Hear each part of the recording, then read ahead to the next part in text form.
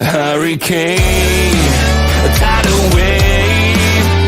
Essence perfect, life looks brilliant, give me moral dance.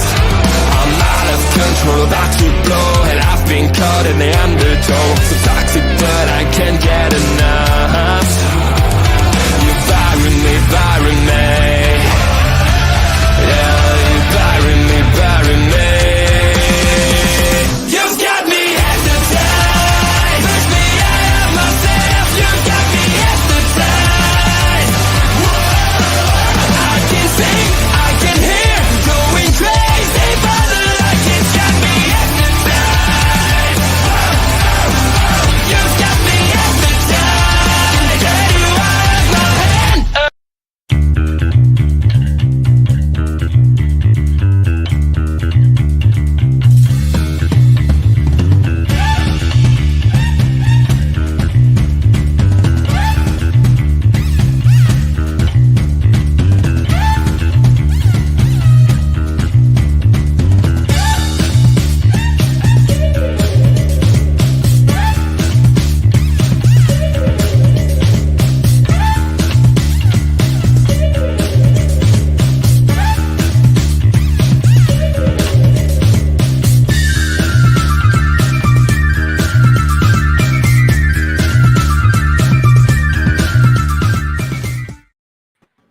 Hello, everybody. Welcome to our TNA Slammiversary post show.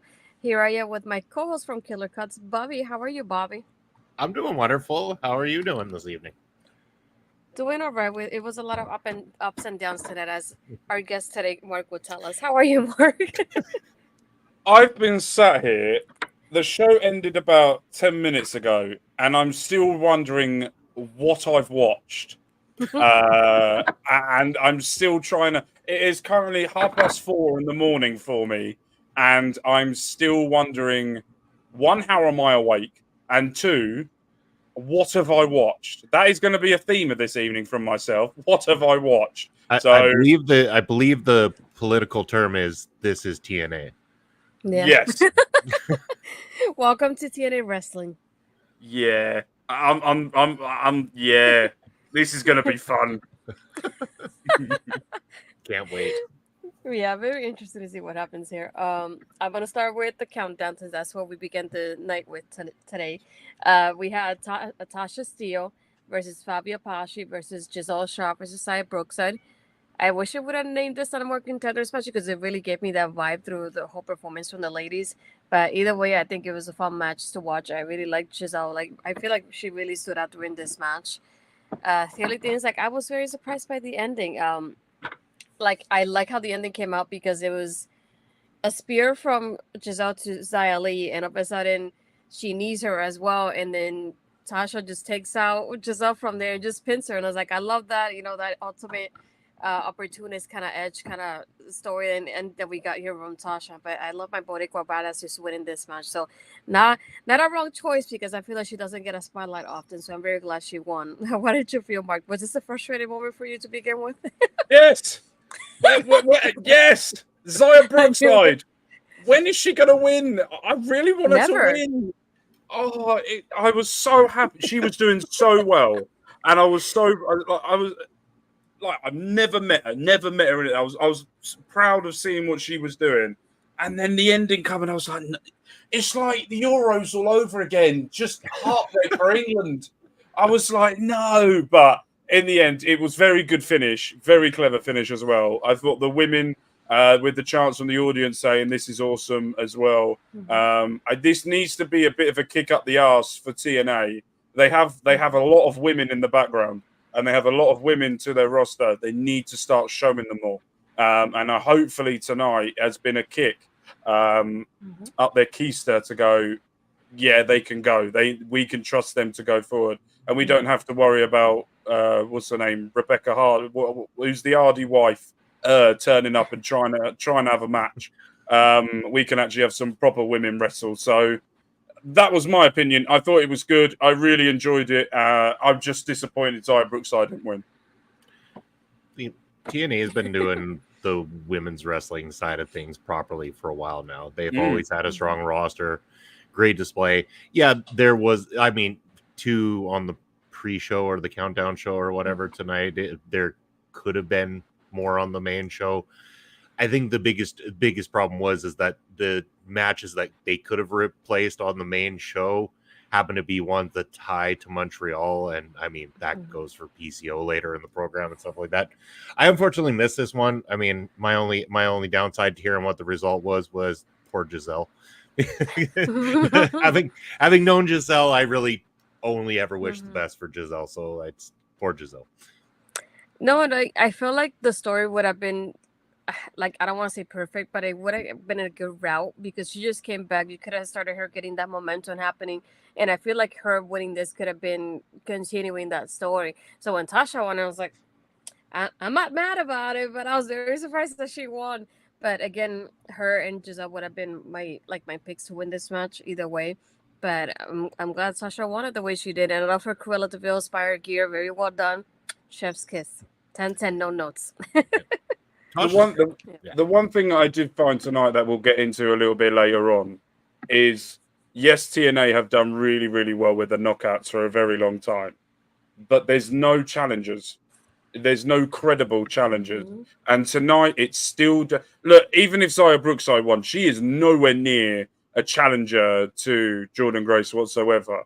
Jordynne Grace could kick the shit out of everybody on the planet. So I mean, that's your problem right there. Yeah, that's the issue. You've got to start building someone, and Giselle was starting to get momentum, and then it just feels like there's a little bit now slight change in that momentum. But she can also say she never got pinned, and she was the one about to pin. So there's a little bit to that. It just felt a bit like if you need to build someone credible to try and do it. Not credible, but you've got to try and think it is. And it just, for me, yeah, we'll talk about the women's title match later. This is the one that got me really annoyed. No. But after this, we had an interview with First Class. This is when they really tell us about the match change. So Jonathan Gresham was unable to be in the show tonight, so we're going to have Kushida versus Rich Swann instead. And then we had the appearance of one of Bobby's favorite people, Sammy Callahan, backstage as well. So there you go, Sammy. I know you will love that part. I'm so disappointed I missed that. I was hoping you would watch it. Like, you had no idea. I wanted to see your reaction when you saw him appear on the screen.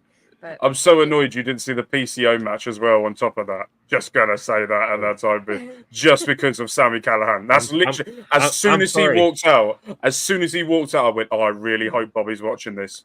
I'm sorry, I just didn't feel like watching my second favorite Quebecer, so you know it's ouch.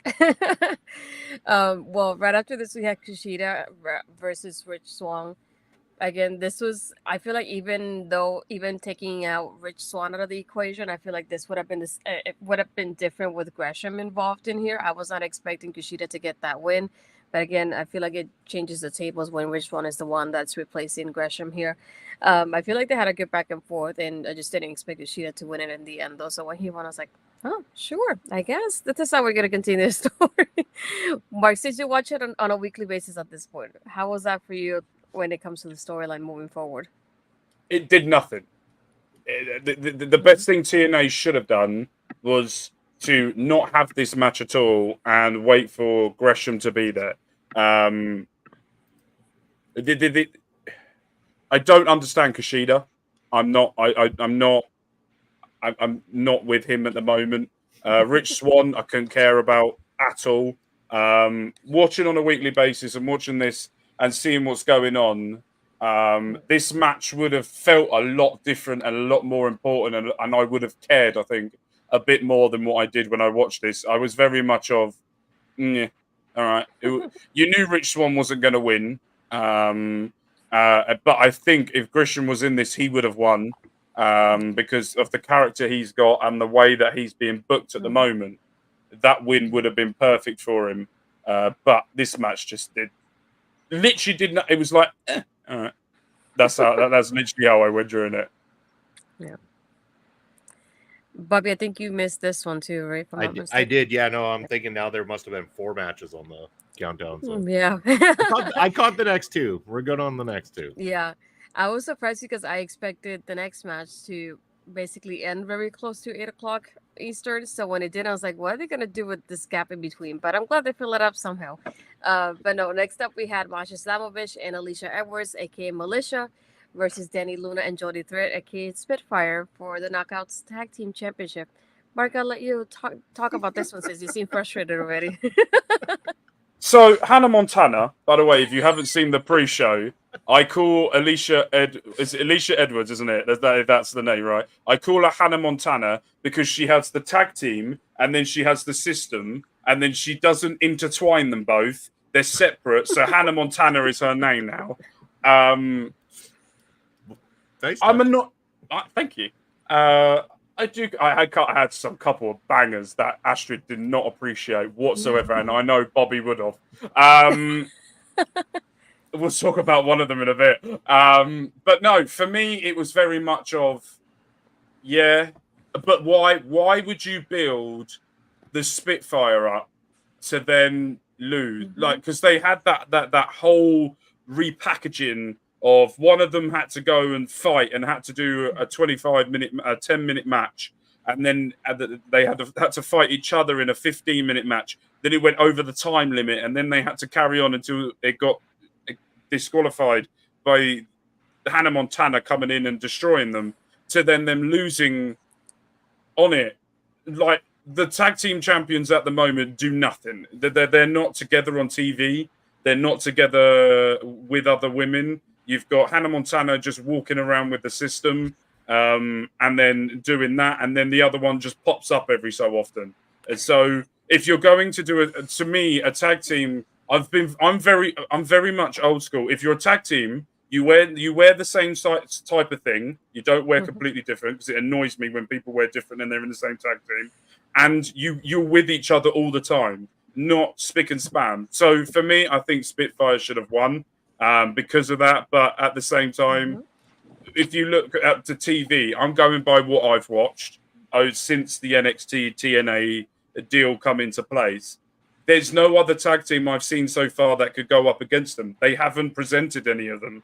So where they go from here, I have zero amount of clue. I think the only one I would have thrown in, but not yet, would have been when Ali returns. I think that's when something that I would like to see with the girls coming together, whether it's her and Havoc or her and Rosemary, whichever, as a freeboard kind of rule. I would like to see that happening because it kind of hints at Ali returning, but Ali hasn't returned yet, so we'll see if that happens. But what I thought was interesting about the story, supporting what you said as well, Spitfire had their matching gear and everything. It's like they look great together, but then you see moments within the match that Masha is protecting Alicia, but then Alicia's not protecting Masha. And it's like, what is happening here? You guys are a team.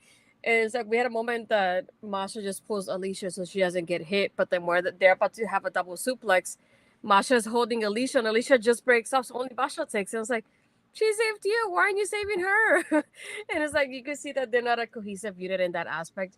And like you said, there's nobody else to really go against. I was hoping Killer Kelly would return here, and then Masha would be like, I don't need you anymore. I got Killer now back. So I was hoping that would happen. And I thought about you because they actually mentioned it in the countdown too. When Masha was coming out, they said, Masha is partners with Alicia, but she's not in the system like Alicia. And they were like, they kept pointing it out. She's not in the system, but she's partners with her. And I was like, Mark is going to be so mad when he hears this. That's all I could think about. But again, it's like it happens a lot. And you see a lot through the matches, Jody and and Danny being a double team very often. And you see that happening throughout the match. The chemistry they have, the back and forth, the communication they have is so much better than Alicia and Masha. And it's like the only way they were able to win was by introducing the championship. And then Masha wasn't able to use it, so Alicia was able to use it on Jody, and that's how they won. If it wasn't for that, they wouldn't have been able to win because they were not a cohesive unit during this match. But at the same time, I was thinking this is the first match the system has, so it's like the system has a number one score so far. How's the rest of the night gonna go for them? We'll see. But again, I feel like the match was okay. It was the fact that I was just hoping Spitfire would take it because it was their win in here, unfortunately, but it really wasn't. Like I said a few minutes ago, we ended up having a little bit of a gap here. It wasn't 8 o'clock yet. We had like I think 10ish minutes before, and we had EY coming out with the returning and favorite of Bobby, Alex Hammerstone. But now, Bobby, that you can talk about one of your favorites. How did you feel about that match? Well, I don't know. I'm impartial with this because I feel like if you're ever going to ignite Hammerstone as a top person in TNA wrestling, having him lose upon return, I mean, no shame in losing to EY. I mean, EY is fantastic and everything like that. But to me, if you're going to pull a trigger on especially a heel Hammerstone, you've got to have him. Even if he gets beat by EY in the fashion he did with the roll up, catches him off guard because he got too arrogant. The fact that Hammer afterwards spent all his time arguing with a referee over the count that caught him instead of just beating the living tar out of Eric Young, which would have given him his heat back.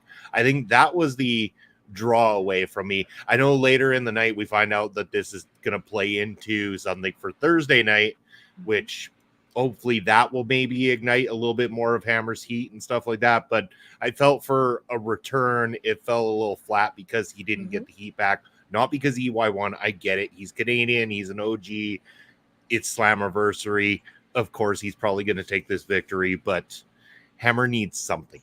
He really needs something. He went into that awesome program with Josh Alexander, and now all that steam, I think, especially with what we saw in the main event tonight, draws away from what was going to go Hammer's direction for a while there.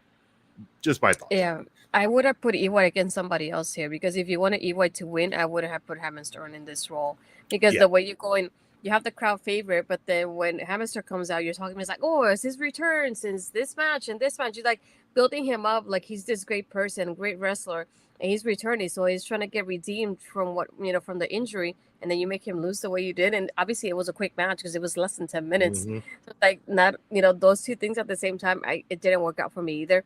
And then I was torn because of how do you go between the hometown favorite, the home country versus the returning guys. So I would have put somebody else in here and maybe save Hammerstone for that Thursday. I don't know. I would have done something differently here. Or just on Hammerstone with somebody else that he could easily squash and it doesn't look bad because somebody is not from the home country losing.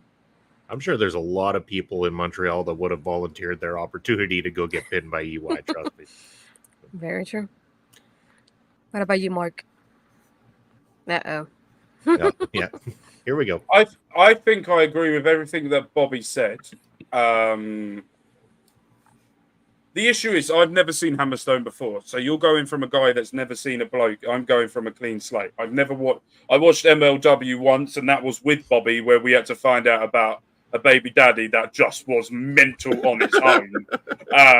That was just full on mental. And then you go into this, and because of so with Bobby, with me and Bobby, we've got the WWE 2K24 save, and he uses Hammerstone like he's a boss. So I look at this and I go, right, I'm looking forward to this to see what the actual Hammerstone is like. And then I saw him lose to Eric Young, and I'm like, why? Like, how is Eric Young still going? Like, I have no care in the world for Eric Young whatsoever. The only time I cared about him was when he was in Sanity, and that was about it. So for me, I think this really hurts Hammerstone. And I think Hammerstone needs to find a way of becoming an animal. But he's got the build of an animal. He's got the build of someone that you go could destroy anyone, anytime, any place, anywhere. And I watched it and I went, Eric, you could have put. Do you know what? You could have cancelled the Eric Young, not the Eric Young, the Kushida versus Rich Swann match, and you could have put Kushida versus Eric Young, and then literally, if Kushida lost, nobody would have cared from that, and if because it meant nothing to the storyline of what's been going on. So you would, and then you could have made the match go a bit longer as well. So I think this was a poor decision from TNA, and it has not helped Hammerstone whatsoever. And you haven't seen the best of Hammerstone. That was the problem. That was not Hammerstone at his finest. It's far from it. It's, you know what? If you got to see the right Hammerstone match, you'd understand why I think that they need to do something more with him, because I think he can be a top guy in TNA, just like he was, like Andre saying, that he was a hoss in MLW. There's a reason he excelled there. There's a reason that why, while lumped into a group with Richard Holiday and MJF, that he still stood out like a sore thumb with a guy who inevitably would become a main eventer over in AEW. He still stood out from the pack, kind of thing. And I think that, I hope that, Mark, you get a better opportunity to see the true Alexander Hammerstone, because once it's displayed, you'll understand. Yeah, and I look forward to it, because you've made him nearly beat Roman Reigns on my save, so on our save. So it's one of those, and he's won the title on what we've been doing as well. So I'm looking forward to it. I'm excited to see what he does. But this match just it did more harm than what it should have. Yeah. Mm-hmm. Yeah, I totally agree. And I think that's probably going to be a theme for Slammiversary tonight. Over the last 12 months, that is not so true, Andre. Not so true. Well, right after that, we had the opener match. So it was Matt Hardy versus JDC, the man of 1,000 nicknames, as I'd like to say, because he's Johnny Curtis, Dango Fandango, Johnny Dango Curtis. I don't know what to call him at this point. To be honest, it wasn't much of the match for me. It was a lot of just wrestling outside into, like, I would say, like almost halfway through when the match is official. And then match just wins. And there's not much to it, unfortunately, for me. How was that for you, Mark? This match did with Fandango as good as I expected him to do, which was not a much. I don't get him. He's left WWE now for forever, and he still is the same type of wrestler he was in WWE than he was then. Just no one cares. The whole point of this match was that revenge for what he did to Jeff Hardy. Which I'm slightly thankful for. We don't get to see Jeff Hardy, but that attack, and it was all about Matt Hardy's revenge. But the revenge was just a bit meh. To be fair, that is the best Matt Hardy's looked in a little while. In a normal type match, he's been very sluggish in his matches recently. When I've watched him, when he goes to the floor or does that side effect, it takes him about 10 minutes to try and get back up. I do worry about the Hardys a little bit, because they've gone through so much with their body and what they've put themselves through that you can just tell that Father Time is catching up with them. And my worry is are they coming in to take a spot away from someone that deserves to have a spot? And the match did what the storyline did. It was the revenge for his brother. And it was just a lot of fighting on the outside, which I expected it to do. But with Fandango, I've not impressed. I've seen him wrestle now 2 or 3 times in the ring since I've been watching TNA, and he still looks exactly the same as what he did in WWE. And he's been out a lot longer and should have got better. So for me, I'm disappointed in him. There's an English wrestler. And I can't remember his name. He's English and he's young, and I've seen him a few times on TNA, and I can't remember. And he's high flying, and I hope that he gets his spot back and doesn't go to one of those two, because he very, very impressed me more than what these two tried to do. And it was just one of those. Hardy's body wore out on him, and that was about it. The one I can think about is it Leon Slater, I think. That's the one. That's the one. Yeah, I love him. Mainly because he's English, and I will always support the English. Yeah, but he impressed me a lot. And he's someone who I think deserves a spot. But yeah, it was not a match that I really thought would be while Bobby nearly dies from thinking about Matt Hardy going from there. Bobby. Hey, Ole. We had a lot of Ole chants tonight, too. We really did. But I mean, yeah, there's not a lot more to add to what either of you have said. Like, I mean, Matt Hardy is at that point where it's like he's an attraction because of what he's done in the past, but he's not going to be delivering to you what you got years and years and years ago. I don't know that with his take on professional wrestling that he's necessarily going to come in to take away a lot. I think what he wants to do is add that little bit of star power to TNA to help continue with the current growth that they're in. And then we'll step aside as they continue to make new stars and produce new people there and stuff like that. I don't see Matt as being selfish enough to not put over the right people. This match, it was what it was. I think the worst part about it is going on first, and it's kind of sluggish, especially considering what we got next after this one, which should have opened the show 100%. Yeah, definitely. I feel like not only that, the fact that Matt Hardy is already at a point that he's so slow when he wrestles. So it's like starting off the pay-per-view is something kind of slow. You need to do something like we said with the next match, because we had the system backstage talking about other matches tonight. It's like, oh, we have Alicia that just won, so we're gonna keep that momentum going. And Moose is the last one to speak of like him retaining his championship. So this is the moment that we have Eddie and Brian come out for their match against Chris Payne and Austin for the tag team championship. And like Bobby was saying, definitely this I would have put this one as the opener at least. This one or the Rascals match would have been the openers for me, because you want to start at fast pace, get people kind of awake and get that energy going. And I'm like that Matt Hardy Danko match doesn't really do that. It really doesn't.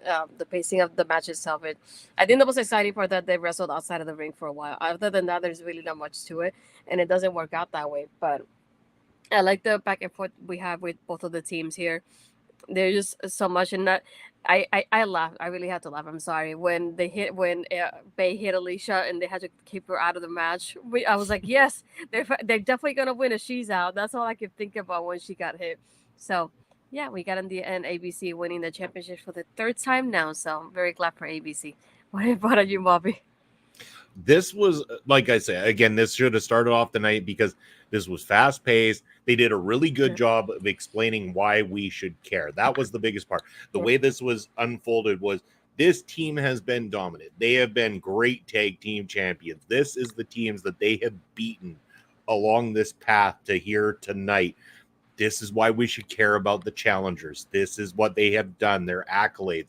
This was built like a sporting matchup, like a real championship matchup. And then they delivered. For everything Eric Young said about everybody going out when he gave his promo earlier in the night, saying everyone's going to go out there and give you their absolute best because this is Slammiversary, the 20th edition. This is where it matters. This is everything you want because this is the company we built. This match was all of those things that Eric Young explained. This was strong, great back and forth. Great tag team action from both these guys, possibly match of the night, arguably match of the night in my opinion, and a title change that works. ABC, congratulations. I like this one. This was solid. I'm just very happy the system lost, to be fair. I'm just very happy they lost. And do you know what? I shouldn't have laughed, but I laughed the same time as you, Astrid, when Hannah Montana decided to take that's literally her name from now on. I refuse to call her anything else. Yeah, very much. I very much enjoyed the whole of this. I thought this was brilliant. This is a proper tag team match. I think one of the things that you can tell the differences with the booking if we're going to compare it to NXT, shall we say, is NXT always starts off hot. Always starts off a bit like WWE have started to do now as well under Triple H. The first match is always the one that really hooks you in. And the Matt Hardy match didn't hook me in at all. But this match drew me back in for it. And I have to say, I love Chris Bay anyway. I think he's an absolutely brilliantly talented wrestler. I really want him to be in WWE. I want him to turn up in NXT with those titles as well and do something with them. I just want to see TNA have a TV deal so they can have things weekly and do stuff like that instead of pre-recording it all. Yeah, for me, I think Bobby's right as well. This is match of the night from it, and it was even better because the system lost, so that was even better. And this is when we go the system, and then yes, I like. We could also say the words that the Montreal crowd serenaded the system with all night long. That's good. I don't know how that happened. My the robot is listening. Even the robot's telling the system that they might try again later on to try and win something. Might as well. No, and then not only that, I think, like Mark, going by what you said, thinking of ABC versus like Naxium, for example. Oh. I will be in heaven. Give me that, please. Oh my god, that's so good. Oh, and I forgot to mention, I think it was them that did a Magic Killer at one point, and they actually mentioned the OC when they did. I was like, I love that too. I'm glad they're able to talk about it on screen, and then there's no shame for that at this point. So that was nice to see. Let's just hope they don't talk about Luke Gallows. Then we're fine. Can I say my one gripe, my one tiny gripe, and it's just a small one? Of course, you've got a gripe about Sunning, ain't ya? It's doing the heart attack move twice on the same night. Yeah, it was done in the ladies' match, and Jody Threat doing it. She's Canadian, paying that homage to the Heart Foundation. I thought was nice, and then it happened in this match as well too. And I'm like, it lost its luster when they did the homage on this one. Just they should have let Jody have that moment earlier in the night and left it alone. I don't think it needed to be done twice. That's it. That's all. Agreed. Other than that, amazing match. Yeah, definitely true. After this, we had the interview with Speedball, and then we jumped to one of Bobby's favorite people. It was Jake Something versus Mike Santana. Jake Something is something. Something. I mean, I don't know what it is. It's like he's a big boy. He can wrestle. He's just generic. Something. He's something. No, I feel like it was a fun match. I feel like I expected Santana to win this. I saw it felt like a kind of like a given for him at least. But I'm like Mark told me, it's like, this is just only for Santana. Where I say, I'm okay with that. I don't mind Santana winning any match. I don't care. He can give him all the matches, give him everything. I don't care. So it was fun though to watch. It just felt like it was kind of short. I don't know if it was anybody else, but I felt that sort of vibe from it. Yeah. No, I thought it was, again, it was one of the better overall matches. And again, like maybe because my expectations were lower because it was Jake Something. And again, he's one of those guys where it's like, he's not terrible. I know the difference between terrible and not terrible. He's not terrible. He's just not interesting. That's, I think, the biggest gripe with Jake Something is that it's so generic that I kind of forget about him until the next time we watch one of these, and I'm like, oh yeah, he's there. And he was there, and he wrestled, and it was fine. Everything about this, there was nothing wrong with it. These two did fine. I liked this more than the outcome in later matches on this card. What about you, Mark? I can't really add anything on. It meant nothing.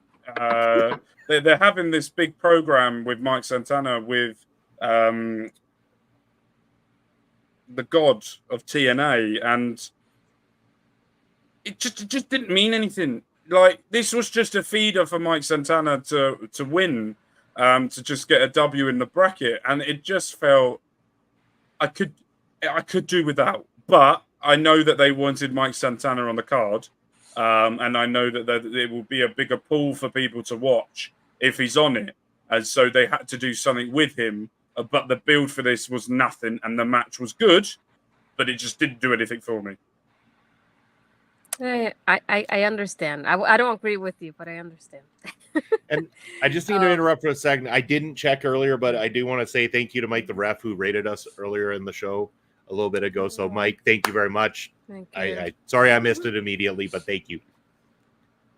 Yeah, right after this, we had the Rascals with a reuniting Wesley versus Mark's favorite team, the people that he doesn't know the name. So it's the No Quarter Catch crew, the Candy crew, as Ed likes to call it. We call them on Taking Over, which is Charlie Dempsey, Tavian Hart, and Miles Bourne. First, I gotta say, I do like my matching team with the Buzz Lightyear gear. Chef's Kiss, again, 10-10, no notes from me at least.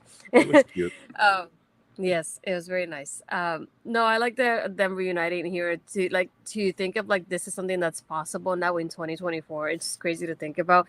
Never in a million years would I have seen the nameplate that says Wesley WWE as he's coming out with the Rascals and seeing that group reunite the way they did, and they didn't miss a beat. It doesn't even feel like like he's been away from the group for that long at this point. You don't get that vibe from the way the team is working out and the way they did here. But again, I this was one of my favorite matches of the night. The pacing was incredible, just like the tag team match, and that's why I said this is another one that I would have put to open because it was such fast pace, and I feel like the crowd would have been happy to see Wesley back in TNA. And overall, I feel like it was just great vibes all around for me. I feel like the guy that really stood out for this in this match was Tavion Heights, though. We haven't seen a lot of him in NXT so far, but I feel like he was so hard hitting, especially with Trey Miguel at some points during this match. It was just incredible to watch. So I hope we do get to see more of him in the ring in NXT because this is the most I've seen from him if I'm not mistaken. But again, overall, just an enjoyable match. What about you, Bobby? See, I don't watch NXT on a regular basis, but I do listen to you and Ed talking about it all the time. Oh, come on, I'm only one person. But I do listen to Taking Over, so I do hear the references and all this kind of thing. One thing I'll say is the more I see Charlie Dempsey, the more I'm a Charlie Dempsey fan. I like Charlie Dempsey a whole heck of a lot. But you are right. A lot of great things in this particular matchup. Nice to see the guys in the matching gear. That was a nice touch. Everything on display that it was. This is TNA versus NXT, but we do have somebody who works for the other company, but he has ties back to TNA. Loved it. Thought it was great. I'm also not usually a big fan of trios matches, yet I loved this matchup. Everyone did their part in making this excellent. And again, outside of the tag match, this probably was the other best match of the entire evening. So kudos to them. I loved this one. Yep. Yeah, for me, this felt like an NXT PLE match. This is what it felt to me. This felt like you've got NXT fingerprints all over this. And I really liked it because one that you've got a friend in me. Toy Story reference. There we go. By the way, I have been thinking how to include that for the past 5 minutes. And then at the end of the day, the Rascals went to infinity and beyond. So another Toy Story smashed it. Yeah, so for me, I really, really, really, really like this match. It was great to see that Wesley did really well. And let's just see what they do moving forward. So yeah, I'm just gonna carry on. I've just seen something. I'm not saying nothing. So yeah, loved it. Really enjoyed it. That was my joint best match of the night. And yeah, that was amazing. Yep. I think this was probably our least favorite match of the night. I think we're in an agreement on this. I just want to tell this story right away. I saw the graphic come up for this, and I'm like, you know what? With all due respect, PCO, again, you're my second favorite Quebecer out of the two Quebecers growing up because I like Jacques Rougeau a hell of a lot more. With all due respect, this guy should have retired like 20, 30 years ago or something like that. Like, this is just, it's not enjoyable watching his stuff anymore. I don't get it. I'm not interested in it. We all know I'm not an AJ Francis fan. So everybody out there that likes him, I'm sorry. I'm just not interested in AJ Francis. I saw the graphic come up on the screen. I said, nope, I've got shit to do. I'm going to walk away and do my stuff so I don't have to be angry. So to the both of you, take this away. First, it's not AJ Francis. It's Flop Dollar. That's what you call it. Okay. I was trying to be nice tonight. I was trying to be No, polite. we don't care. Okay. We go Flop All right. Dollar. Flop Dollar it is. There you go. This, I could have done without this match. Can we just talk about the messages I sent you during this match? The words were, I sent to Astrid, what the fuck is going on? Right? during the match and the ending, I literally sent her a message going, "What am I watching?" And this is when I said at the start of the show, "What have I watched?" It was to this. We had Rhino. We had Sami Callihan. They have not been involved in any of the... Rhino had a shot at the title about 2 weeks ago and lost in an ECW Extreme Rules match. Sami Callihan has never been seen near Flop Dollar or PCO since I've been watching TNA. Where is that? And PCO, as much... Apparently, I think if I remember correctly what they said on commentary, he's been wrestling since 1987, right? Or was it 1989 or something like that? The man needs to stop. He's turning into that. He did the bump with the chairs, right? Where the two chairs were together, and he landed on his back on the top of it, and I went, "Mate, retire, rest up. You died backstage, you got risen, and then you've just been killed again." Like, Flop Dollar, right? This made me laugh so much because it's Flop Dollar. When he went for the knee, he then fell over the top rope and his foot hit the edge of the table and broke it. I'm like, it couldn't happen to... My voice is going so high pitched because I just did not know what in the living hell I was watching during this at all. Mental. Absolute. And then the ending, like, just... Are we going to talk about the ending now, or are we going to wait? You talk about it. You got everything. So he'd been asking her to go out for weeks. They went on a date, which, by the way, was the weirdest fucking date video I have ever watched in my entire existence of watching wrestling. It was even weirder than finding out who the baby daddy was on MLW, and that's saying something. She then gets thrown through a table by AJ Francis, which weirded me out, seeing a man throw a woman through a table in wrestling. I hadn't seen that in way too long for me to even compute that. You got to get out of that WWE bubble, man. I know, and then she did a promo package last week where she said she was in Australia trying to get herself back, and then she turns up, loses the ring that was in it. Couldn't find it. He then fell out onto the ring. She then picked it. It's what the fuck did I watch? I sat there messaging Astrid the whole time, going, "What am I watching? What is going on?" We could not compute exactly what was happening. It was mental, full on mental. Oh my god! I didn't even watch, and I can say poor Steph DeLander. This is what I said. Welcome to TNA, Mark. Jesus, Mary. I was like, this is mental on too many stages. And you're right. It was 1987 for PCO's debut. Stop. Right? Stop. Do you remember the meme that Michael Jordan did? Stop. Get some help. That is for you. That is for you, PCO. Jesus, my man. And he won. And he won. At the age of like 95, the guy has won a title. I just what is this booking? Not only that, not just any title, but the Digital Media Championship. Digital media didn't exist when PCO started wrestling. Does he even know how to use a computer? Does he have a cell phone? Something? I'm older than... He's just got a flip phone for the first time. If I'm older than Google, then by God, this man's about 4 generations older than it. Believe it or not, PCO's only 57. Fuck off. Sorry, I've swore so many times during this. Fuck off. The man looks 70 odd. I'm telling you. He's been in too many death matches for me. Oh my golly gosh. That's what it'll do to you. He looks like he's like 70. Yep. Wait to see what Moxley looks like in 10 years.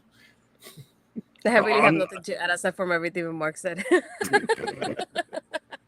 It was just fucking... I could go on... Do you know what? It was that weird that I actually slightly enjoyed it. Like, I couldn't keep my eyes off of it. Because it was... No. It was so batshit crazy, I couldn't keep my eyes off it. It was like, what is going to happen next? Is a priest all of a sudden going to pop up in the middle of the ring just to marry him now? I was like, oh... I'll tell you right now, TNA knows how to do weddings. So this is going to be pretty awful disaster. I'm telling you right now. I'm preparing you mentally. It is gonna be a great disaster because I was there for the Brooke Hogan Bully Ray wedding. Oh Like, I my was God, really there for that. oh my God, I blocked I that was out of there. my memory. I've blocked that one out of my memory. Nuh-uh. I was Oh there for that one, no. so I can tell you how terrible this is going to be. Just prepare yourself. If It's anything happening. has to go by this match, this wedding is going to be awful, but I'm not going to be able to take my eyes off it. It's like do There you you know go. what? Because it's only like recency bias. That MLW baby daddy thing, right, was so awful. I couldn't take my. You will see clips of it, right? If you watch me, Andre, and Bobby just sit there going, "What is going on?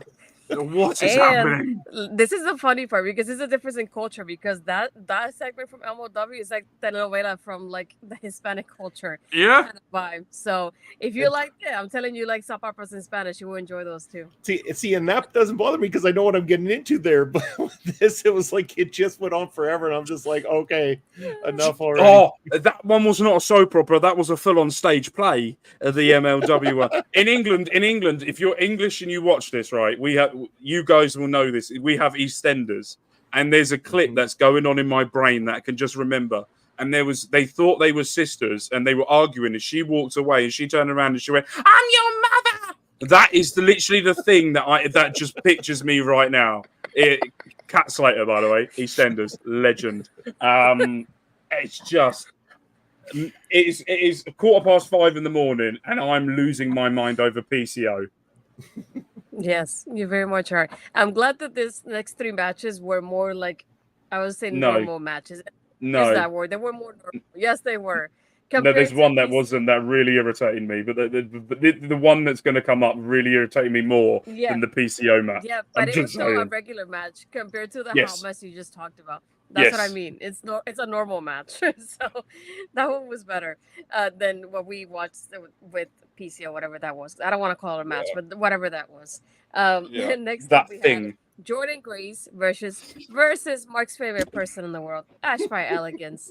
Mark, I'm gonna let you start with this one because I know you're. No, don't let me go first because I'm going to go on a rant, and I've just been on a rant. Don't make me go because I am going on a rant, and I've just been on one, and I'm letting other people talk before I go on another one. Okay, we'll go with Bobby first. Well, I'm going to keep this short and sweet because I want that rant now. But I mean, again, I know we could say this over and over again. It's hard to build opponents for Jordynne Grace because she's been booked into a position where she is unstoppable.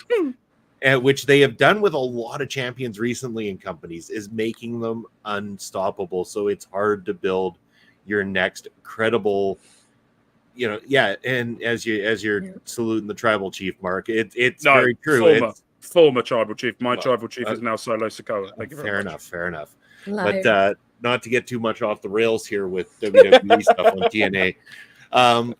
No, again, Ash is Ash. Everybody's going crazy for her all of a sudden, yet they hated her not that long ago. I never thought she was as bad as everyone says she is. She's fine. I think the character is actually better than what she's ever done before, so I give it that. I understand why they're putting her in the position they currently are. But as far as someone credible that's going to take the belt from Jordynne, the only way is going to be through some sort of shenanigans. And could those shenanigans be starting Thursday with Hammer kind of in the corner and stuff like that? Does heel Hammerstone cost Jordynne Grace? I mean, then again, I'd love to see the retaliation from that. I'd love to see Jordynne Grace versus Alexander Hammerstone and watch Jordynne Grace slap that big piece of beef around the fucking ring. But yeah, anyway, that's all I got to say. I mean, it was a decent enough matchup. I've seen way better Jordynne Grace matchups, a lot better Jordynne Grace matchups. So it was fine. There was worse matchups on this card. I feel like still Jordynne being the veteran here, to put it like that, she still made Ash look good. I think the only thing that really bothered me about Ash, and this is me as a woman, I hate when a woman have matches, segments, anything, and they're wearing these tops or these outfits that I'm just like, you can tell they're just pulling the outfit up the whole time while they're wrestling or doing a segment. If you do a segment with a skirt on, if you know you're going to get physical, just don't do it. Or a dress. That's a big no-no for me. And seeing here, what really took me out of this match is like Ash kept pulling her top up the whole time, and there was a moment that even Jordynne pinned her, and I thought it was gonna slip out, and you could see like every time she pulling it back up, and I was like, I hate it. Stop doing that. Next time try to wear something that has a strap on to keep it in place while you're wrestling if you're gonna be moving so fast. But I was a little bit scared of Ash winning this because I was thinking she's like the shiny new toy kind of thing in TNA. So I was like, are they gonna really go that route and just mess me up with Jordynne like this? Because I really don't want that. I really was in that mindset. I was like, please don't do it to Jordynne of all people, because we had her concierge like really interfering even early on in the match. And I like how they have Rosemary in the crowd. At first, I thought it was Tatum because she had the dark outfit and everything. I was like, was that Tatum or was that Rosemary? Because I think it would have been continuity with Tatum going after the championship would have been funny.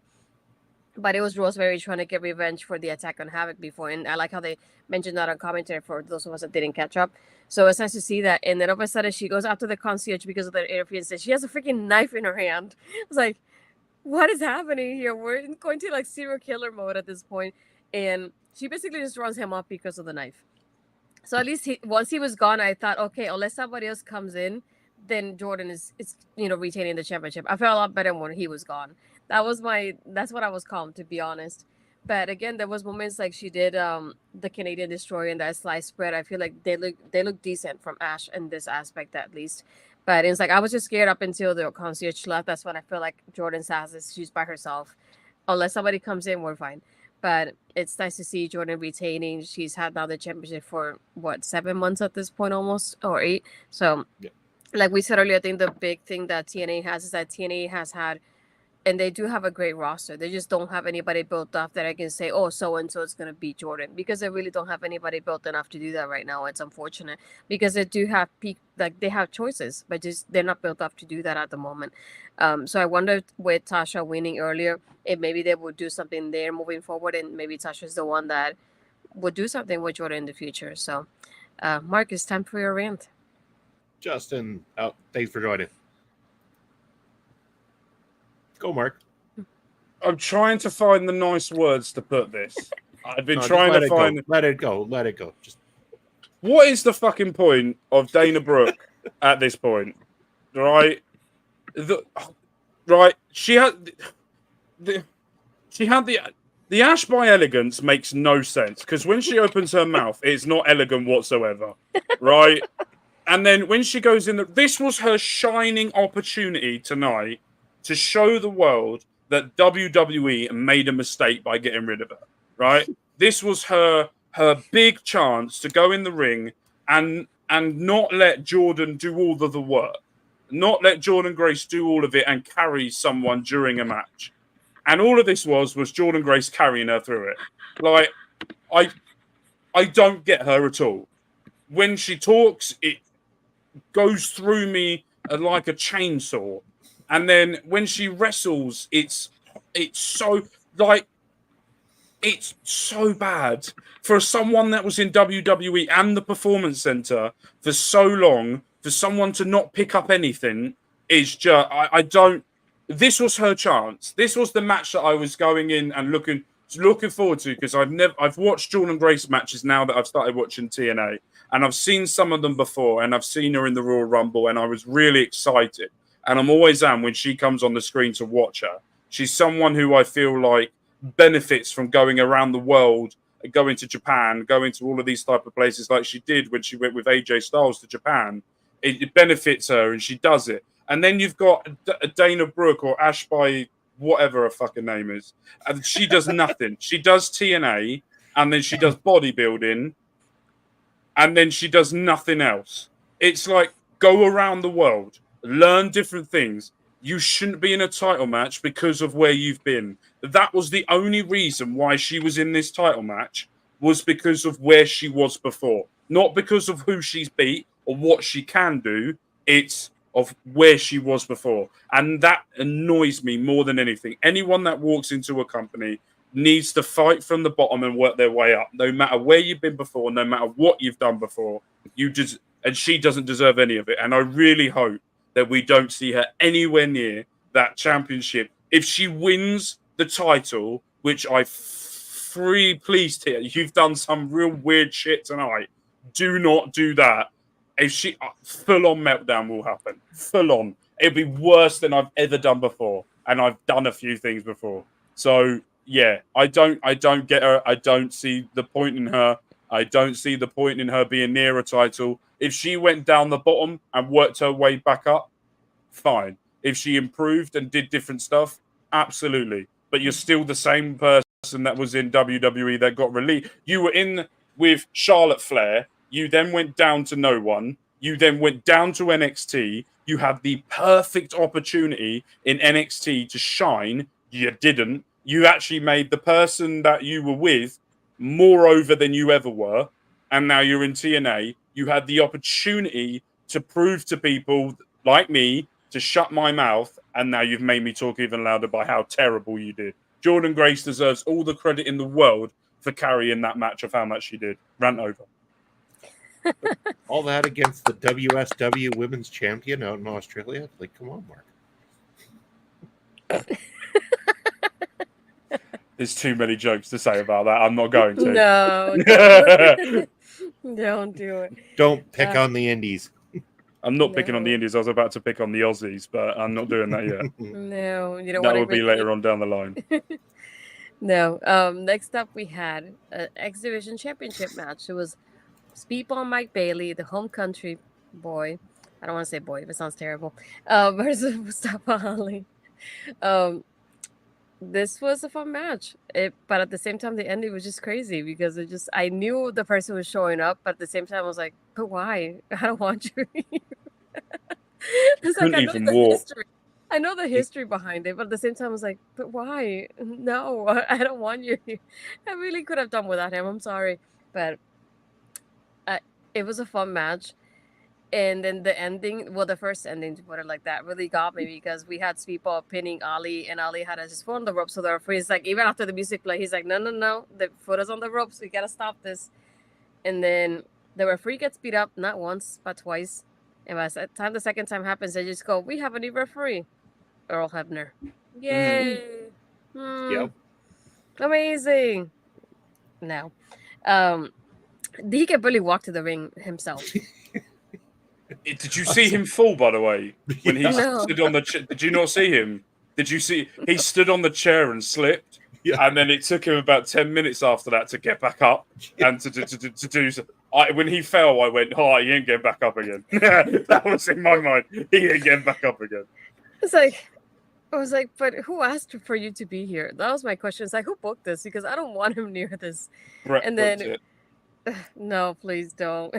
And then we had Ali putting Speedball on a sharpshooter, and then just encouraging Hebner to just basically just ring the bell, and Hebner wouldn't do it. And then Speedball was able to reverse it and do the sharpshooter instead, and he wins the match. It was very nice to see Veda Scott at ringside. Once I saw Veda, I thought maybe Speedball will take it because Veda's at ringside, and not in commentary, but like at ringside watching it, cheering on. So I was very happy about that. But this Hebner crap was like, oh, he redeemed himself. I don't care. I really don't. I could have cared less if she showed up here. Nothing. I don't care. It's not the same. It is not the same. You don't mess with the Hart family and get redeemed. Yeah, as a Canadian with this tragedy, Bobby, how was that for you? This match was on its way to be the best match of the night until they overbooked the shit out of it, and that was where it started to go bad. This was really quality. I liked it. I liked the initial finish where Mike Bailey thought he had it, and the foot was on the rope, and they even played the music. I thought it was a nice touch. I think at that point, they should have gone home shortly after that. They should have had all, especially if you're still going to pull the trigger on Mike Bailey, Mustafa Ali should have done that roll up that he did. Bailey barely gets out, but then Bailey should have hit something right then and there, got the official 3 count, and taken the title from him. That would have been a nice touch. I think it got way overbooked with everybody coming in, Trent Seven getting involved, which again, nothing against. No, I like Trent Seven. I'm not dissing him. I'm dissing the overbooking of everything that happened that kind of turned it into too much of a cluster. That was my only beef with this whole thing, because up until that, it was great. Mike Bailey winning in Montreal makes sense. Vita's at ringside. That makes sense. All of it made sense. I just, again, the Earl Hebner shit was too much. Like, even like, okay, the ref bump, the ref, by the way, that ref bump that Gastineau took was fantastic. That was a great ref bump. But you could have even done something shortly after that and come to the finish without bringing out Hebner. The Hebner thing just really dragged this down to why. And the why took me out of it. And that was the biggest problem with it. Congratulations, Mike Bailey, by the way. Like, you know, though, and everything. I like Ali a hell of a lot too. So that's that. Bite me. You're wrong. I like Ali. Mm-hmm. But this was solid up until that point when it started to get a little too overbooked. Otherwise, it probably would have been my match of the night. Mm-hmm. Brett screwed Brett, and I'm so happy Ali lost.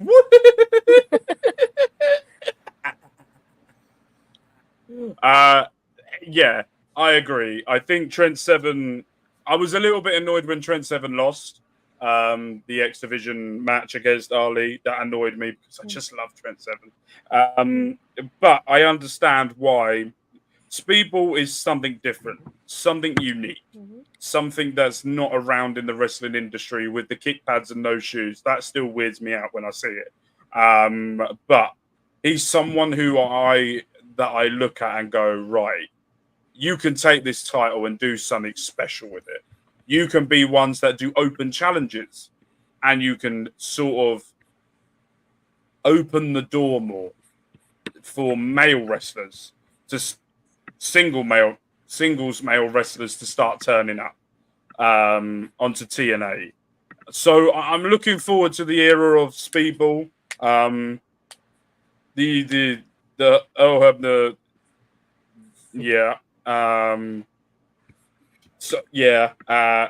all I can say about that, and I'm just happy he won. TNA is TNA. That's TNA for you. Is that saying that's TNA for you? This is what TNA does. But why? There we go. Yeah. This is TNA. There's no other explanation. This is TNA. It's like TNA had a little bit of a larger budget and didn't know what to do with it, and they went, you know what? Let's book random shit throughout the show and confuse everyone. And they did that. On the plus side, there was no video or audio problems that you had to endure this tonight. There was last time against all odds when they didn't even do the audio right for Ali dissing his own hometown, which then the hometown never heard. And then it all just carried out. I was like, what has just happened? Production needs to be sorted. But yeah, no. It good ending, good person, the right person won. And I'm excited for the new era of non-Mustafa Ali crap. Yeah. Right after this is when we had Santino backstage with the concierge. She's talking about Ash losing. And this is what we get, what we kind of talked about a little bit earlier, is Ash and Hammerstone versus Jordynne Grace and EY for Impact this week. So, Basil. The idea I don't like about this is Ash being involved, but everything else I'm fine with. So we'll see how that goes. Can we because someone can that Stephanie Vakir? Is that how you say her name? Yeah. Before I try and butcher it. Right. Can we not have her just take her out and then she joins them? That's a match I want to see. Just Ash, go and face Xia Brookside and let Xia Brookside win. That's just you being biased. Anyway, we're gonna go to the main event. It's a 6-way elimination. It's Josh Alexander versus Kazarian versus Moose versus Marcus Already Frustrated versus Nick Nemeth versus Steve Maclin. There you go. I named everybody. It's just all over the shop. I didn't know how I feel about this match, but I'm gonna try to go from the beginning. Let's see how this goes. So they said eliminations only by pin or submission, nothing else. And I like how we started with everybody going against Cass and kind of throwing him outside of the ring. But there was so many times that I kept throwing Joe Hendry out of the ring that I kept thinking he's winning because they take him out very often outside for some reason. And I'm gonna keep saying it because his performance said it was awful. Moose is just terrible. He doesn't know how to run. How do you know how to run? How? Why? I don't understand. He's got two left feet. Oh, jeez. That doesn't help me at all. But we had the first one was eliminated was Maclin. And then right after that, I think it was, if I'm not mistaken, he got eliminated by Hendry. So that really gave us for sure a new champion during the match. Thank God. Um, but then here comes the, I don't want to say the twist of the night because it looks like it's going to upset Mark even more. But we had Josh Alexander, give a low blow to crowd favorite Joe Hendry and then pin him right after. The crowd was not happy. We had a lot of bullshit chants that this was happening. So imagine to the point that babyface Josh Alexander, his home country, getting booed because he eliminated Joe Hendry. Mm-hmm. Yeah, that's something. I think the part that really got interesting was where they were towards the ramp, though, because we had a lot back and forth. It's like we didn't know who was going to go through the table until Cass was the one that went through the table. And being that he was like taking off for a little while, Moose tried to take over everybody else because he's like, I'm going to get everybody else, and just didn't work out for him in the end. So we had Josh getting eliminated right after, and then it was Nick versus Cass in the end. I really had hope that this would be the moment that Cass won that world championship, though.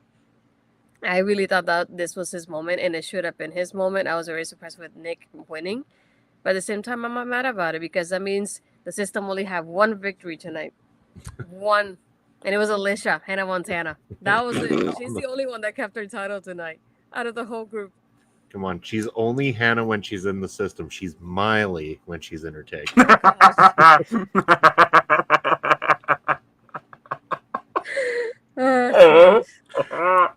Either way, we have a new world champion in Nick Nemeth. What did you think, Mike? Do you want to rant now? This had potential to be match of the year. This had potential by the superstars you had in it and by what you could have done for it. And they failed quite drastically because what you've done is Steve Maclin got eliminated quite early, I would say, in the match, and then it just all changed to something else. The table spot was a bit annoyed me, but the bit that did make me laugh was when Kaz dropped, I'm not calling him Nick Nemeth, Ziggler on his head, and then he had to get up and literally landed on top of his skull, and then he got up and still super kicked him through a table, which I found brilliant. But then the whole storyline leading up to this title match was that Moose wanted to get rid of the hardest one to beat, and they went after Santana when they should have gone after Hendry. And that was one of the things that Moose moaned about during one of the weekly shows. And then for Joe Hendry to then eliminate Moose. But then I don't understand why you would not. You've got the whole world watching. You've got the WWE fans now tuning in, like myself, watching your brand because of one man. You've got one man that can take this to a whole new level, and you give it to a guy that just gets beaten all the time. And it like, I have nothing against Dolph Ziggler. Incredible wrestler. Not a champion. Not a world champion. Should nowhere be near it. Like a mid-card champion, absolutely. World champion, keep him away. He can't do it. And do you know what? I'm going to play it because I'm so annoyed. I was so looking forward to be going, and your new world champion.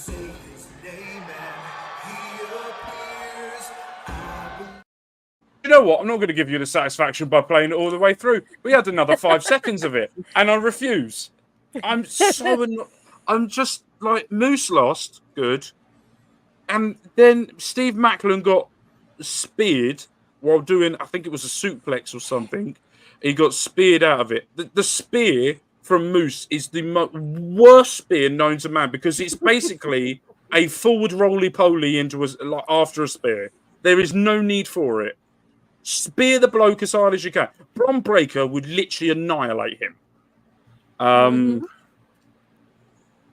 don't know.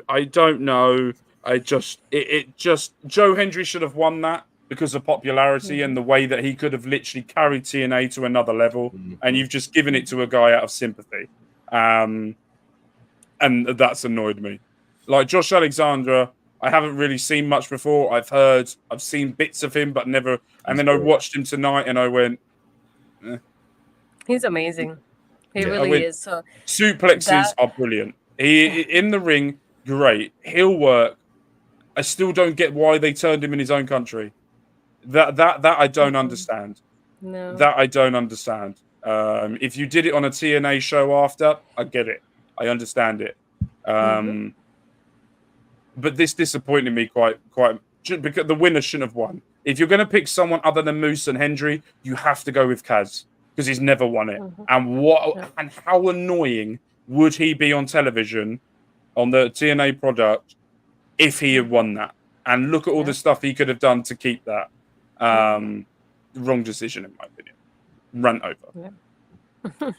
See, I disagree with you saying Ziggler can't be a champion. Ziggler's great. He's capable. I don't think he was the right guy, and I think it was detrimental to do it in the position that they've been placed. They did a lot of things wrong in this matchup. A lot of things wrong. Anytime Moose was leading this matchup, he's a charisma vacuum, and that place went dead. Absolutely dead. Dude literally leaped to the top ropes. Like, are you sure? Like, well, I believe so. Anyway, he does this, and the crowd still stayed dead. They didn't care. They're like, it doesn't matter how agile he is, or strong, or the things that he does. He's just not interesting, and no one cares. And they did the right thing in having Hendry beat him. That was the right thing to do. At that point, Hendry should have been taken out and gone outside the ring, and should have, even if he wasn't winning this thing, should have gone towards the end of this thing. If you're going to have Josh Alexander go heel, you should have had him go heel in the final two of this thing and pulled the trigger with him winning the damn title, because it made no sense. You have him go heel on Joe Hendry, which could have backfired. Here's the thing about us as Canadians. Even when we have the dastardliest, most evil Canadian wrestlers, we still cheer for them. So I am quite shocked at the Canadian crowd turning on Josh Alexander despite it being Joe Hendry, which is just a statement on how popular Joe Hendry is and why they should have pulled the trigger. You have this commodity. Do you think it was turning on him, or I don't think the crowd was chanting towards Alexandra. I think they were chanting about him losing in that type of way, like to the booking or to how it was done. I think if it was done in the final two, like you said, I think it would have been a completely different situation. Oh, for sure. Sorry for cutting you in. Anyway, no, it's all good. And see, I think they ran the risk. They ran the risk by having the Canadian turn on your hot commodity right now. And for what?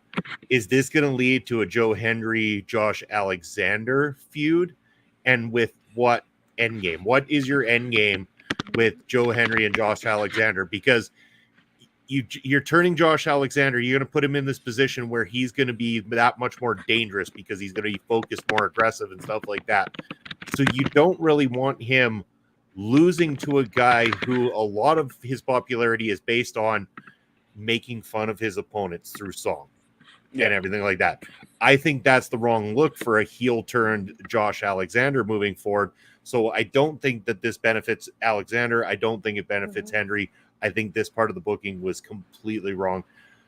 Kazarian winning, that could have been an interesting go, especially seeing as he's never won it. I don't have a problem with Nick Nemeth winning because I think he's capable. I just think he's the wrong guy at the wrong time is the problem. It's that same old story. You've got a hot commodity, but you've got a guy who you can trust that's capable inside of a ring in Nick Nemeth. But unfortunately, they should have conceded and said, right now's the time to pull this trigger. We've got this guy here. We pull this trigger. He stated, I will look at the camera and challenge John Cena. This was your opportunity. Even if Cena couldn't be there tonight, he could have recorded a 30-second cameo. I'm sure he charges for it, but they could have afforded it one time to have Cena do some sort of reply to John Hendry, or even just wink at the camera to a little could they, couldn't they, John Cena during his retirement tour versus the TNA champion, Joe Hendry, I think would have been brilliant for your supposed 20th edition of your most popular, big, large event for the company. I think they blundered this main event very, very bad. And it also, Slammiversary has always had a history of crowning champions that deserve it or put on absolute bangers. And they've missed the mark here tonight in a number of matches. And it's very irritating as well because, like you said, with John Cena, NXT at the moment are currently booking Joe Hendry better than TNA. And that's a worry that TNA need to be sorted. Like Nick Nemeth being champion is just, that's 2019 all over again, or 2012, whenever it was, all over again. And it's just, he's so good, Nick Nemeth, at losing that when he wins, it irritates me because it's like, you don't need it. You don't need it. This doesn't mean nothing to you. You are a guy that's so good at putting on excellent matches. He was, by the way, in that match, the best performing superstar in the match. By the way he sold the moves and the way that he did his moves. And I love Nick Nemeth for that. But story-wise, the man can't do it. And for a match, it's like the TNA have now got this thing where they're going into the WWE of struggling to pull the trigger, like they did with Bron Breakker, like they did with Chad Gable, like they've done with Cody Rhodes the first time. Among other things as well. I'm not just naming Sami Zayn matches before anyone has a hysterical fit. So it's very much, for me, they just missed the mark. And I'm disappointed in the show in general because this was Slammiversary. This is their WrestleMania. And there's so much that went wrong and one batshit crazy that it disappointed me a little bit more. And it sucks because at the same time, imagine, especially after the way he's been in NXT, Joe Hendry said, I like it here. I'm going to stick with NXT and I'll be here for a while. Imagine him coming up with the world title on a weekly basis in NXT. How great would that have been marketing wise? So it's like, Moose losing, that's totally fine with me.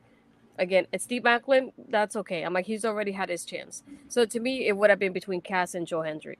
Cass because of the history that he's never won the world championship in TNA, and he just returned. Like, that would have been a great story as it is. And I get Joe Hendry because of the marketing stuff, because I feel like NXT is running so great with that meme of him, like, say his name and he appears everywhere. And I feel like they're doing great with that. And it's like, you should capitalize on that. And I feel like this moment with Josh, I feel like it wasn't necessary because I feel like it took away from the match because the crowd was pissed.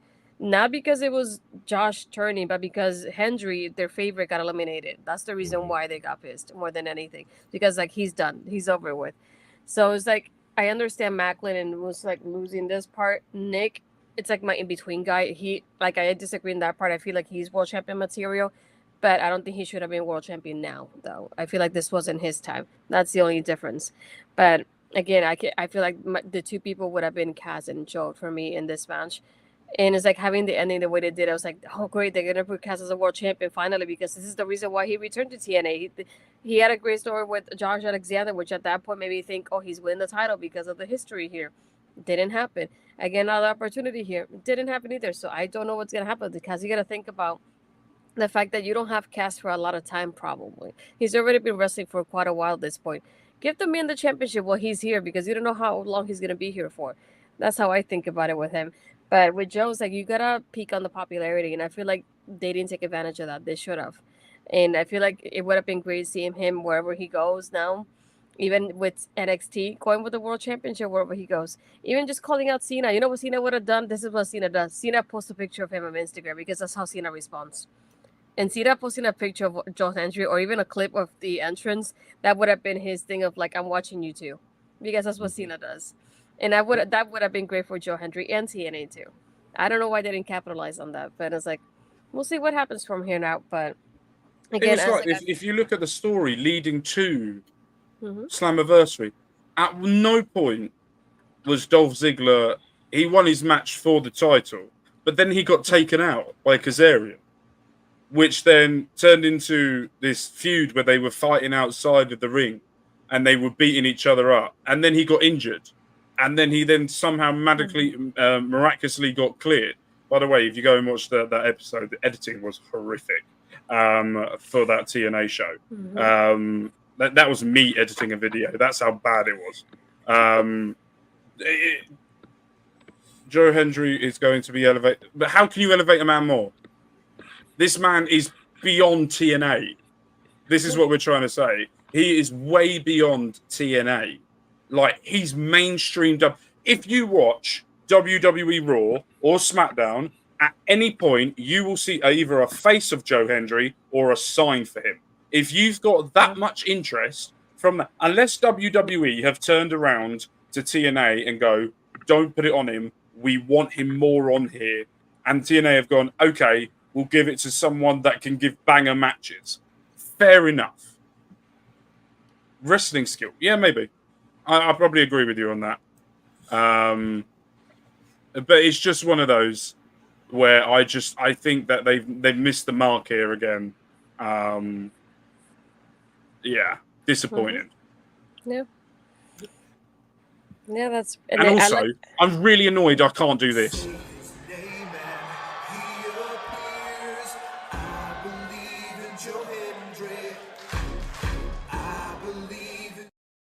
Come on, none of you clapped. I'm disappointed.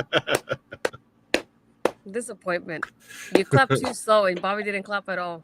I believe claps on time. What are you on about? You didn't clap on time. Right, we're doing it again. And we're gonna do it at the same time.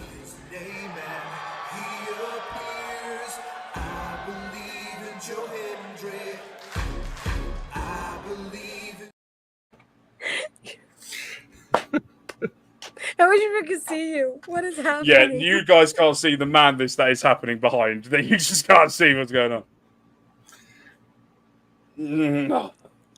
It's too early in the morning for me to rebuttal that. Mark is all out of rants for the night. Yeah, he's got to fire up the bangers of MASH and get ready for his day. But it's 10 to 6. Champions. Oh gosh. The champions coming out. We had Jordynne coming out in ABC, and we had Ryan coming out to celebrate with him too, and PCO at the end. I don't know how he was walking after his match, and even Steph DeLander, but overall, I feel like it was okay pay-per-view. So it was all over the place for me, at least. It was messy. It was TNA. I had fun. Yeah. I've decided that TNA is now my batshit crazy show. That's what it should have been. I didn't expect the craziness that was going to happen.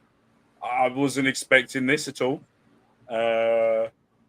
If I have to give the show overall for just pure wrestling, I think I would give it a 6 out of 10. If I give it for entertainment value, I'd give it a 9 because of the batshit craziness that happened. That is the and do you know what? And I will say this in TNA's defense. It made us have a reaction. All right? It's made me have multiple rants. So it's given us a reaction. But that's what I think. What would you guys give it if you gave it a rating? Yeah, I mean, I'd probably go a little bit more towards the 6.5. Yeah, I'll say like a 7. So we're all in agreement that it was around about a 6, 7, and it's batshit crazy. Yeah. Yes, TNA. We're looking forward to more. They had the goal, and it became true. There you go. Yeah. But no, that was Slammiversary. Yeah, it's a roller coaster. Yes, it was a roller coaster. Absolutely. Rate the wrestling higher, 9 overall. Not disappointed by the wins and losses. And that's I mean, again, wrestling's subjective, and that's why we all can share different opinions. And I'm glad that you really enjoyed it. That's good news. So. Yeah, I'm trying to see, but I don't think we have anybody live at the moment because it is literally 12:52 a.m. for us, Eastern time. I know Bobby's the earliest. It's 10 to 6. By the way, when we started this recording, that was dark. It's now light. I'm now because I'm gonna be live with Bobby later today. I need sleep. Sleep? What is that? I don't know what that means. You don't need that. No. I have 2 kids. I need some sort of sleep. Sure. We should probably let him get to saying his credentials and all that kind of stuff, so we can get there eventually. Yeah. So yeah, okay. Mark, where can people find you? Go take a nap. Yeah. You can find me Mark Talks Football. I'm doing a Football Manager save at the moment where I started off unemployed to try and manage some of the biggest clubs in the world. I'm currently in Japan trying to win the league. And by the way, I've just recorded some more episodes coming to the end of the season. And I will say I'm getting more and more angry. Anyway, Mark Talks Gaming. No. Just by my recording, the anger levels were rising. Mark Talks Gaming. You can find I've got an EAFC save that will be coming to an end this week unexpectedly.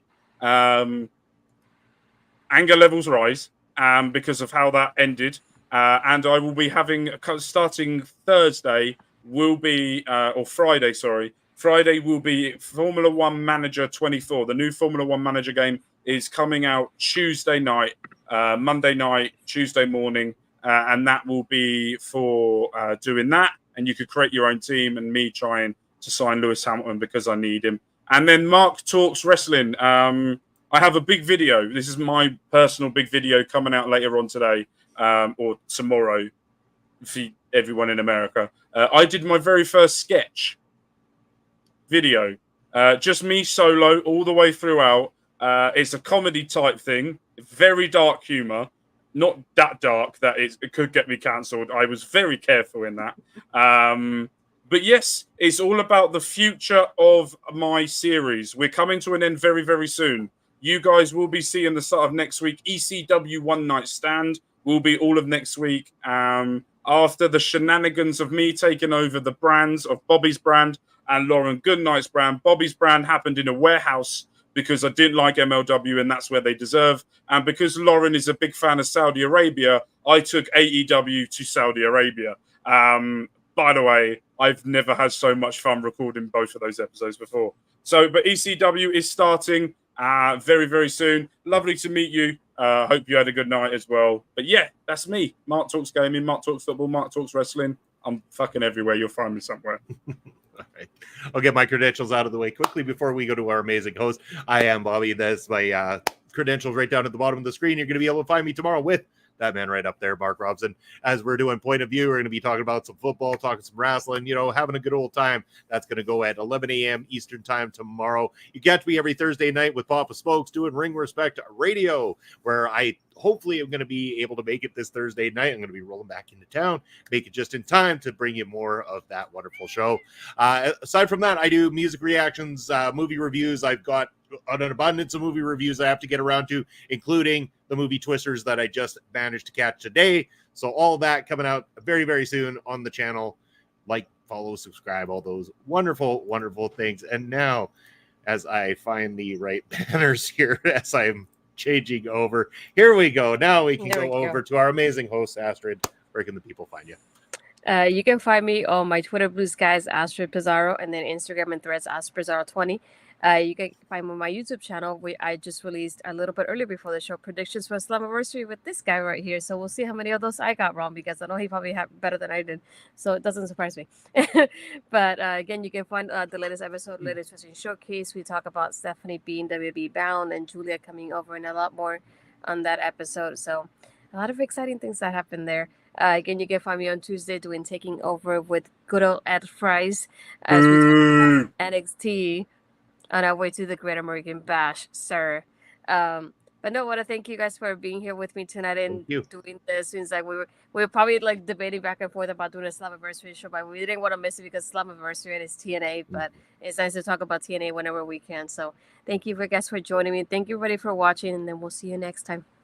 No, by the way, if you guys haven't, make sure you go and subscribe to Astrid.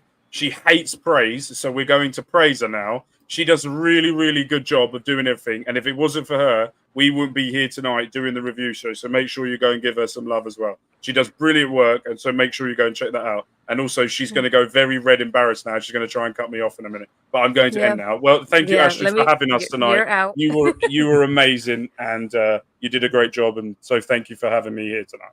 Yeah. Thank you very much. A wonderful night. We've just raided over to Miss Thickums. Go enjoy Miss Thickums here on a Saturday evening. Take care, everybody, and we even appreciate late run-ins from our good friend Auntie Collins as we say goodnight. Do not put ice in your wine. All right. Do not Right. put ice in your Oh, eye. yeah. Life lessons are over. We're out. We'll catch you later. Take care.